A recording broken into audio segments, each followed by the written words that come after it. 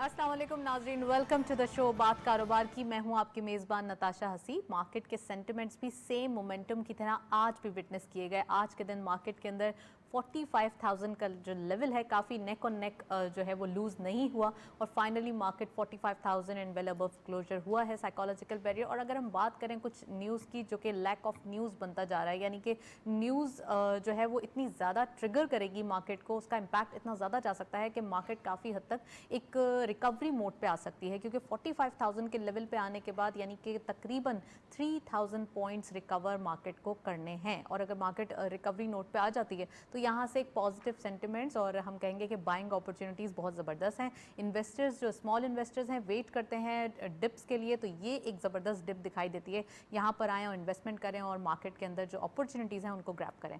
First segment की तरफ चलते हैं।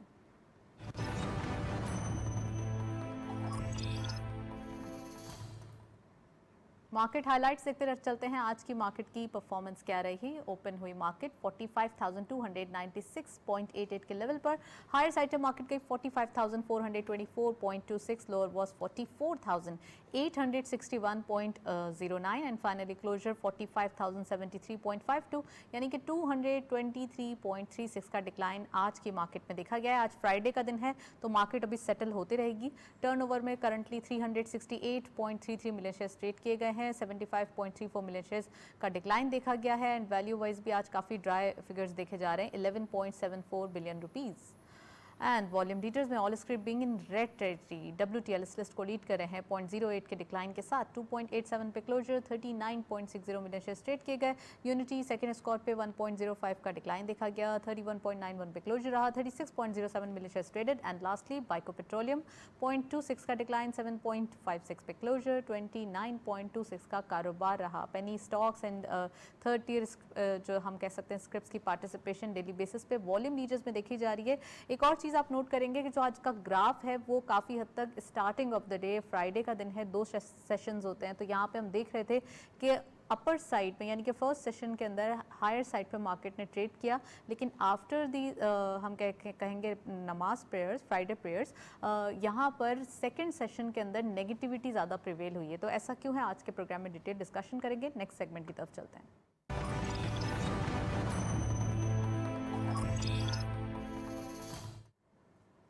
टॉपिक ऑफ द डे में आज हम स्पेसिफिकली पाकिस्तान स्टॉक एक्सचेंज की परफॉर्मेंस और पूरे वीक की परफॉर्मेंस क्या रही, पूरे वीक के अंदर क्या ट्रेंड रहा, आज के हम दिन डिटेल डिस्कशन करेंगे। वी हैव गेस्ट, उनको वेलकम करते हैं इन स्टूडियो। फहद रऊफ साहब हमारे साथ मौजूद हैं, head of research Ismail Iqbal securities. अस्सलाम वालेकुम, वेलकम टू द शो।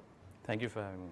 सबसे पहले फहद ये बताइए कि आज के दिन का अगर हम बात करते हैं स्पेसिफिक, क्या ट्रेंड देखा गया मार्केट के अंदर। जैसे हमने फर्स्ट सेशन के अंदर मार्केट को अपर साइड पे जाते हुए देखा, सेकंड सेशन के अंदर कुछ गिरावट ही ज़्यादा आ गई, क्या रीजंस हैं?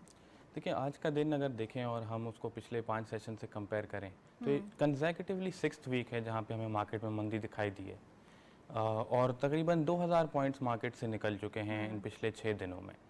तो एक अनसर्टेनिटी का फिनोमेना है, इन्वेस्टर्स जो है वो कंसर्न्ड हैं और ये सारा सिलसिला आपको ले जाता है, अगर आप इस पूरे सितंबर के महीने में देखें तो अगस्त के एंड में यूएस ने एग्जिट किया था अफगानिस्तान से और वहाँ से ही स्टॉक मार्केट का डाउनफॉल भी शुरू हुआ है। उसके साथ ये चीज़ें कॉन्साइड कर गई हैं कुछ आपकी फंडामेंटल रीजंस की तरफ, जैसे करंट अकाउंट डेफिसिट हमने देखा कि पिछले 3 महीनों में 2 महीने ऐसे रहे हैं जिसमें करंट अकाउंट डेफिसिट $1.5 अरब से ज़्यादा आया है। तो इकोनॉमिक चैलेंज और फिर जियोपॉलिटिकल चैलेंजेस की वजह से मार्केट में कंटिन्यूस हमें डिक्लाइन नज़र आ रहा है। लेकिन हैविंग सेड दैट, वैल्यूएशंस की अगर साइड देखते हैं तो मार्केट इतने अच्छे लेवल्स पे अब आ चुकी है और स्पेशली जो मेन बोर्ड के सेक्टर्स हैं जिन्होंने बहुत टाइम से परफॉर्म नहीं किया, जैसे banking sector, power sector, oil and gas sector, वो बहुत अच्छा मार्केट को सपोर्ट कर रहे हैं और हमें भी यही लगता है कि इस लेवल पे मार्केट स्टेबिलिटी मार्केट में आएगी। राइट इस वीक की अगर बात करें, पूरे वीक के अंदर एक ट्रेंड जो विटनेस किया गया, बियर्स का होल्ड ज़्यादा मजबूत होता हुआ दिखाई दिया। काफ़ी हद तक मार्केट एक डिक्लाइनिंग ट्रेंड शो कर रही है। 48,000 के लेवल से आज 45,000 के लेवल पर हम खड़े हैं। अब कहाँ जा रहे हैं हम? देखिए, अब ये समझने की ज़रूरत है कि अक्टूबर के महीने में 2 बहुत बड़े इवेंट्स हैं। एक आपका IMF का रिव्यू है जो कि आपका IMF प्रोग्राम सस्पेंशन में चल रहा है जी। वो उसकी क्या डिटेल्स आती हैं, वो किस तरह पाकिस्तान उसको हैंडल करता है, कितनी हम IMF की शराइत मानते हैं और कितनी अपनी मनवाते हैं, वो बहुत मैटर करेगा। IMF जो है वो अक्टूबर के फर्स्ट वीक में मिलेगा पाकिस्तानी अथॉरिटीज़ से, और फिर शौकत तरीन जो कि फाइनेंस मिनिस्टर है उनका विजिट है यूएस का in the mid of October. इसके अलावा अक्टूबर के ही महीने में फेटफ की भी मीटिंग है। पाकिस्तान अभी तक फेटफ में ग्रे लिस्ट में रहा है, और अब उसकी क्या डेवलपमेंट होती है, डिस्पाइट द फैक्ट कि पाकिस्तान ने बहुत इंप्रूवमेंट की है, एक्सपेक्टेशंस काफ़ी टाइम से हैं कि पाकिस्तान को अब निकल जाना चाहिए ग्रे लिस्ट से। हैविंग सेड दैट, इन दो इवेंट्स का डिसीजन जो है वो बहुत मैटर करेगा मार्केट के लिए। राइट इन दो जो इवेंट्स हैं ये बहुत ज़्यादा इंपॉर्टेंट भी हैं और इसी से मार्केट ट्रिगर भी कर सकती है, राइट। अच्छा, अगर हम बात करें कुछ ऐसे डिप्स की जो कि अभी देखे जा रहे हैं, तो इन्वेस्टर्स क्या करें इस सिनेरियो के अंदर जब मार्केट इतनी अट्रैक्टिव वैल्यूएशन पर है? तो इस मार्केट के अंदर सबसे ज़्यादा इन्वेस्टमेंट पर्सपेक्टिव से कौन से सेक्टर्स हैं जिनको अपने लाइमलाइट में रखें और अपने पोर्टफोलियो का हिस्सा बना लें, यानी कि मार्केट के अंदर इन्वेस्टमेंट पे चले जाएं वो? ठीक है, तो एक तो जो मैक्रो लेवल चैलेंजेस हैं, उसके अलावा जो थोड़ा सा स्टॉक्स में डिक्लाइन देखा गया है, वो सिक्लिकल सेक्टर्स जो होते हैं, जैसे सीमेंट है, स्टील, कमोडिटी रिलेटेड स्टॉक्स जो हैं वो बहुत नीचे आए। उसकी वजह ये है कि ग्लोबल कमोडिटी जो एक सुपर साइकिल स्टार्ट हुआ है वो कुछ कम होता हुआ नज़र नहीं आ रहा, और उसमें कंटिन्यूसली जो है कमोडिटी प्राइसेस हैं वो बढ़ती जा रही हैं। तो इस जैसे आप देखेंगे सीमेंट सेक्टर के लिए सबसे इंपॉर्टेंट रॉ मटेरियल होता है कोल, और कोल इस वक्त अपनी जो है बहुत टाइम के हाईस पे है, और आज ही जो है $170 पर टन का कोल जो है वो अक्टूबर कॉन्ट्रैक्ट ट्रेड कर रहा है। तो इस सिलसिले में जो सिक्लिकल सेक्टर है, सीमेंट सेक्टर वगैरह, उसमें प्रेशर अभी भी रहेगा। और on the other side state bank ने जो रिसेंट इकदाम लिया है और इंटरेस्ट रेट 25 बेसिस पॉइंट से बढ़ाया है, और आगे की भी इंडिकेशन दी है कि इंटरेस्ट रेट्स बढ़ सकते हैं, तो उस सेंस में जो सबसे ज़्यादा अट्रैक्टिव सेक्टर इस वक्त नज़र आता है वो बैंकिंग सेक्टर है। बैंकिंग सेक्टर ने बहुत टाइम से परफॉर्म भी नहीं किया, और बैंकिंग सेक्टर में अब ये इंटरेस्ट रेट का ट्रिगर भी है, तो हमें लगता है कि इंटरेस्ट रेट्स को देखते हुए बैंकिंग सेक्टर इस वक्त बहुत अट्रैक्टिव है। इंटरेस्ट रेट की बात हो रही है, इसी वीक के अंदर जब अनाउंसमेंट आती है पॉलिसी रेट की 25 बिप्स, मतलब ये तो काफ़ी एज लो एज तो फिर इसका इतना नेगेटिव इम्पैक्ट क्यों आता है उन सेक्टर्स की जानिब से जो लेवरेज में है ऑब्वियसली? ठीक है, तो अगर हम देखते हैं कि सिर्फ 25 बेसिस पॉइंट का हाइक तो ज़रूर हुआ है, लेकिन स्टेट बैंक की टोन क्या थी? वो टोन ये थी कि इकोनॉमी जो है ओवर हीटिंग की तरफ जा रही है, अगर हमने अभी मेजर्स नहीं लिए तो आगे हालात और ख़राब हो सकते हैं। तो उसमें उन्होंने इंडिकेशन ये दी कि आगे भी आपको इसी तरह के हाइक्स नज़र आ सकते हैं, और मार्केट में आपने देखा कि सेकेंडरी मार्केट में जो यील्ड्स हैं, और अभी जो रिसेंट टी बिल का ऑप्शन भी हुआ उसमें भी यील्ड्स ऊपर की तरफ गई हैं, तो मार्केट की एंटिसिपेशन यही है कि 1 से 1.5% और बढ़ सकता है with in this fiscal year only. Right, 1 से 1.5% और इसी फिस्कल ईयर में, इट मींस कि यहाँ पर अभी 3 महीने गुजरे, क्वार्टर गुजरा है बिल्कुल, बाय जून 22। ठीक है, लेकिन अगर हम बात करें लास्ट ईयर की, लास्ट फिस्कल ईयर की, जब एक ईजिंग जो है, मॉनेटरी ईजिंग बहुत कॉन्स्टेंटली की गई और 13.25 से 7% पे हम आ गए, तो वो भी तो एक गुड इनिशिएटिव था या फिर एक अपॉर्चुनिटी थी उनके लिए जो काफ़ी हद तक हम कहेंगे डिप्रेस थे वो सेक्टर्स। बिल्कुल ऐसा ही बहुत अच्छा स्टिमुलस दिया स्टेट बैंक ने भी और पाकिस्तान गवर्नमेंट ने भी। स्टेट बैंक ने इंटरेस्ट रेट्स कट किए, उसके अलावा बहुत सारी स्कीम्स जो है अनाउंस की बिजनेसेस के लिए, जिसमें टर्फ स्कीम थी जिसके अंदर प्लांट एंड मशीनरी के लिए सस्ती फाइनेंसिंग दी गई फॉर अ लॉन्गर टर्म। वो बिजनेसेस ने अवेल की, उसका इम्पैक्ट भी अभी आएगा। इसके अलावा जो भी लेवरेज वाले सेक्टर से उनको 1 साल की डेफरमेंट फैसिलिटी दी गई कि रीपेमेंट्स जो हैं वो आप 1 साल तक डिफ़र कर सकते हैं अमिड कोविड। तो यही रीज़न थे जिसकी वजह से सिक्लिकल इंडस्ट्रीज़ और सिक्लिकल स्टॉक्स ने बहुत अच्छा परफॉर्म किया है पिछले 1 साल में। बट अब क्योंकि चीज़ें चेंज हो रही हैं, रिवर्स हो रही हैं, तो इस वक्त फोकस जो है वो सिक्लिकल सेक्टर से हट के बैंकिंग सेक्टर और हैवी वेट सेक्टर की तरफ जा रहा है। अब चेंज हो रहे हैं डेज बैंकिंग सेक्टर के भी, क्योंकि काफ़ी डाउनवर्ड ट्रेंड था यहाँ पर। अच्छा, इमर्जिंग मार्केट से जब हमारा एग्जिट हुआ और हम दोबारा फ्रंटियर मार्केट में आ गए, तो इन्वेस्टर्स का क्या रुझान पाया जाता है? मतलब इन्वेस्टर्स की जो थिंकिंग है वो अब क्या है मार्केट के बारे में, और ख़ासकर जो स्टॉक्स हैं वो जो कि वहाँ पर एक हैवी वेटेज दिखाई देते थे? देखिए, मार्केट ने इसको बहुत ज़्यादा नेगेटिव नहीं लिया, क्योंकि पाकिस्तान का वेट इमर्जिंग मार्केट में सिर्फ 0.02% था। तो इसलिए जो भी फंड मैनेजर्स, जो भी फॉरेन फंड मैनेजर्स ट्रैक करते थे एमएससीआई के इमर्जिंग मार्केट्स को, उनके लिए पाकिस्तान एक बहुत ही माइन्यूट सी एलोकेशन थी, तो जिसको इग्नोर भी कर दिया जाए तो कोई मसला नहीं था। अब पाकिस्तान जब फ्रंटियर मार्केट में आया तो पाकिस्तान का वेट 6% के करीब होगा, उनका जो इंडेक्स है FM100 इंडेक्स। तो मार्केट का इन जनरल यही व्यू है कि पाकिस्तान फ्रंटियर मार्केट में बेटर सूटेड है। जब पाकिस्तान पहले भी फ्रंटियर मार्केट में था तो पाकिस्तान की परफॉर्मेंस बहुत अच्छी रही है, और अभी भी एक्सपेक्टेशंस रही हैं कि फ्रंटियर में पाकिस्तान को ज़्यादा अट्रैक्शन मिलेगी as compare to emerging markets. Right लेकिन अगर हम बात करें रोल ओवर वीक की तो क्या जो एक हमारे पास 60 एंड 30 90 डेज़ का जो एक रोल ओवर हम बनाने जा रहे थे तो उसका क्या इम्पैक्ट आ रहा है, उसका उसका क्या एक फर्दर जो हम कहेंगे रिपरकशंस आ सकते हैं? देखिए बिल्कुल इस तरह के इकदामों से ये जो हर मंथ एंड पे हम एक देखते हैं वॉलेटिलिटी होती है, बिल्कुल। क्योंकि और इस मंथ तो कुछ ज़्यादा ही हर देख लिया मंथ के हमने। लास्ट वीक में आपको ये वॉलेटिलिटी दिखती है रोल ओवर की वजह से, तो वो 90 डेज़ के ऑप्शन की वजह से कम हुआ है फैक्टर। बट इस महीने और इस हफ्ते में जो प्रेशर है वो सिर्फ रोल ओवर वीक का नहीं है, वो वही सिचुएशन है जो कि आपकी चलती हुई आ रही है पिछले एक महीने से, जिसमें जियोपॉलिटिकल टेंशन्स हैं और मैक्रो इकोनॉमी की साइड पे आप अगर देखें तो पीकेआर कंटिन्यूसली डेप्रिशिएट किया है। उसमें इन्वेस्टर्स का कंसर्न है कि ये कहाँ जाके सिचुएशन रुकेगी। करंट अकाउंट डेफिसिट जो कि अभी तेज़ी से बढ़ रहा है। रिजर्व्स कैसे दिखाई देते हैं?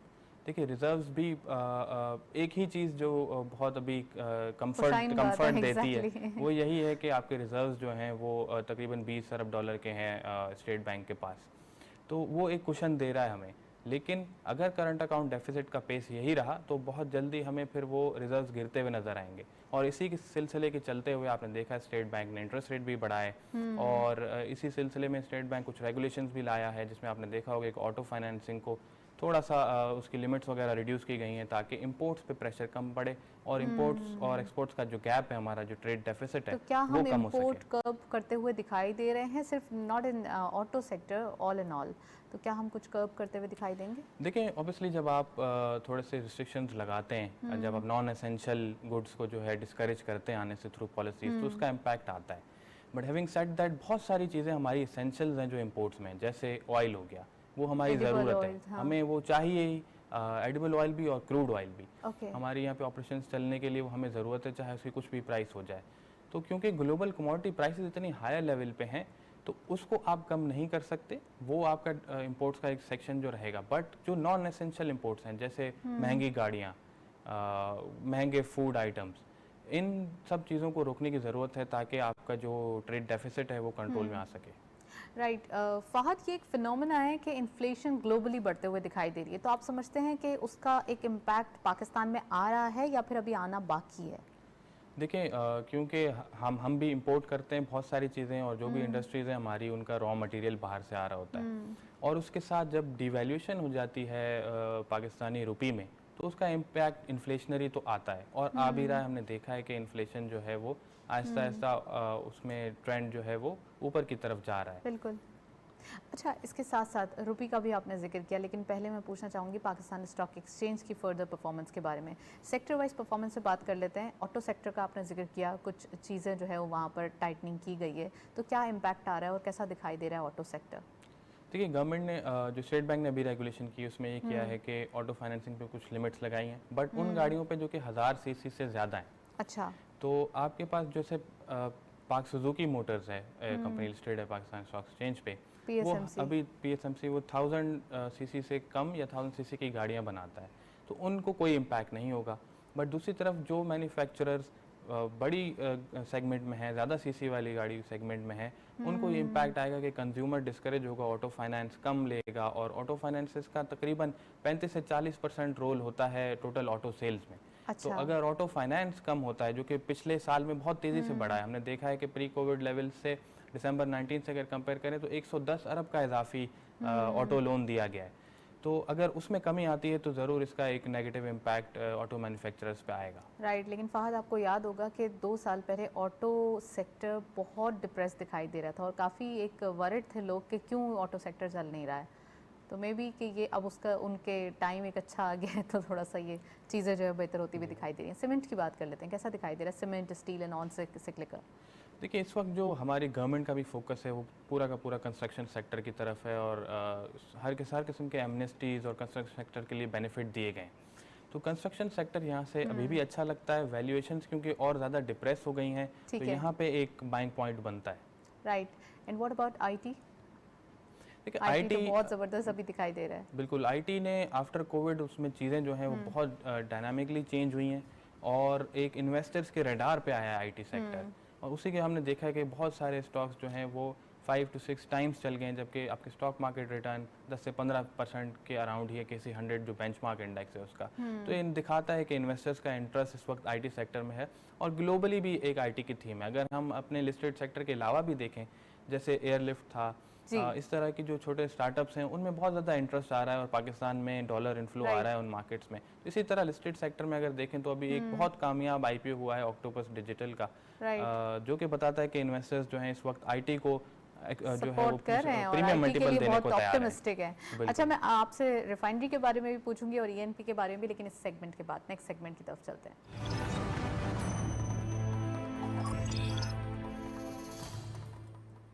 कमोडिटीज और फॉरेक्स के लेटेस्ट अपडेट आज की मार्केट में देखते चलते हैं। गोल्ड की पर तोला प्राइस 1,11,000, गोल्ड पर 10 gram 95,100 rupees. International gold rate पर $1,755.78, ऑयल WTI पर बैरल $73.30, ऑयल ब्रेंट क्रूड पर बैरल $77.25। करेंसीज में सबसे पहले यूरो बाइंग रही 199.50, selling was 201। UK pound buying रही 233 rupees, selling was 235.50। US dollar buying रही 170.40, selling was 171.40। Chinese yuan buying रही 23.70, selling was 23.85। Saudi riyal buying रही 45.50, selling was 46 rupees. UAE dirham buying at 47 rupees, selling was 47.50। Kuwaiti dinar buying रही 481.50, selling was 484 rupees. And lastly Omani riyal buying रही 392.50, selling was 394.50। ये था forex और commodities का latest update. हमारे साथ फहद मौजूद है, उनसे मजीद बात करते हैं। Fahad, refinery and E and P sector कैसे देख रहे हैं? ईएनपी सेक्टर पाकिस्तान में एक बहुत बड़ा सेक्टर है, उसकी वेटेज है पाकिस्तान स्टॉक मार्केट में। लेकिन उस सेक्टर के साथ जो इशू आ रहा है, अभी देखें आप, ग्लोबल ऑयल प्राइसेस भी बहुत ज़्यादा अच्छी हैं, पीकेआर डिवैल्यूएशन बिल्कुल, और क्योंकि वो डॉलर बेस्ड उनके रेवेन्यूज होते हैं। Is it all time high? Sorry? Is it all time high? 77? Not definitely all time high, but recent times में on the higher side है। Right. अच्छा, तो मैं कह रहा था कि जो ईएनपी सेक्टर है उसके डॉलर डिनोमिनेटेड रेवेन्यूज होते हैं। इसका मतलब रुपया जितना कमज़ोर होता है उतना ईएनपी को फ़ायदा होता है in terms of revenue. But the only thing is के ईएनपीज जो हैं वो अच्छा कमा तो रहे हैं, बट उनके जो कैश फ्लोज हैं, जो रिसीवेबल्स होते हैं गवर्नमेंट से स्पेशली, वो नहीं मिल रहे। तो इस वजह से अर्निंग्स हैं on the face of it, but उनके पीछे जो कैश फ्लो पोजीशन है वो वीक है, और यही वजह है कि ईएनपीज को अभी जो है वो अर्निंग मल्टीपल बहुत लो मिल रहा है। डिले है, पेमेंट मिल नहीं रहे या डिले हैं? सर्कुलर डेट की वजह से डिले हैं। जैसे पावर सेक्टर को बहुत ज़्यादा डिले हुआ है, इसी तरह ईएनपी सेक्टर भी गैस सर्कुलर डेट से इम्पैक्टेड है। Thank you so much Fahad, आप हमारे साथ मौजूद थे। काफ़ी डिटेल एनालिसिस आज हमने पाकिस्तान स्टॉक एक्सचेंज के बारे में, इकोनॉमिक नंबर्स के बारे में डिटेल डिस्कशन की। That's all. प्रोग्राम को वाइंड अप करते हैं, बात कारोबार की टीम के साथ। इजाज़त दीजिए, अल्लाह हाफ़िज़।